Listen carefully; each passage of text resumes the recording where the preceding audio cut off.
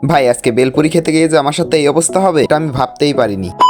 তো আসসালামু আলাইকুম এভরিওয়ান, আশা করি আল্লাহর রহমতে আপনারা সবাই ভালোই আছেন। তো গাইস, বিকালবেলা বাসা থেকে বের হয়ে রওনা দিলাম বেলপুরি খেতে যাওয়ার উদ্দেশ্যে। আর কি নিয়ে বের হয়েছে সেটা তো আপনারা দেখতেই পারছেন। আর ভাই, আমরা এই বেলপুরিটা খেতে যাচ্ছি আমাদের বাসা থেকে 10 কিলোমিটার দূর। আর এই হালকা ঠান্ডা পরিবেশে আমাদের সাইকেল চালাতে কিন্তু ভালোই লাগছিল। তো ভাই, টানা 1 ঘন্টা সাইকেল চালানোর পর আমরা চলে আসলাম আমাদের গন্তব্য জায়গাটায়। আর এইখানে এসে আমরা 2 প্লেট বেলপুরি অর্ডার দিয়ে দিলাম। আর অর্ডার দিতে না দিতে উনি আমাদের বেলপুরিটা রেডি করে দিল। আর এইখানে প্রতি প্লেট বেলপুরির দাম 20 টাকা করে রেখেছিল। তারপর আমি বেলপুরির প্লেটটা নিয়ে ফুড ব্লগারদের মতো একটু ভাব দেখাতেই যাচ্ছিলাম। তারপর আমি একটা বেলপুরি খেয়ে টেস্ট করে দেখলাম, আর এইটার স্বাদ এক কথায় অসাধারণ ছিল। তারপর আমরা 1 প্লেট ঝালমুড়ি অর্ডার করে দিলাম। আর এই ঝালমুড়িটা আমার বন্ধু খেয়ে বললো তার কাছে নাকি খুব ভালো লেগেছে, আমার কাছে এটা তেমন ভালো লাগেনি। তারপর আমরা একটা সুন্দর ব্রিজের উপর চলে আসি, আর এই ব্রিজটা থেকে একটা অসাধারণ ভিউ পাওয়া যাচ্ছিল। তারপর আমি টিকটকারদের মতো ভাব নিয়ে এক স্লো মোশনের হাঁটার ভিডিও বানাতে যাচ্ছিলাম। ক্যামেরার যে অবস্থা, তুই আবার স্লো মোশনের ভিডিও বানাবি? তাতে তোর কি রে? থাক ভাই, আমি আর বানাবো না। তো ভাই, আমি তারপর একটু ছোট ভাইদের ফুটবল খেলা দেখতে থাকি। বাই।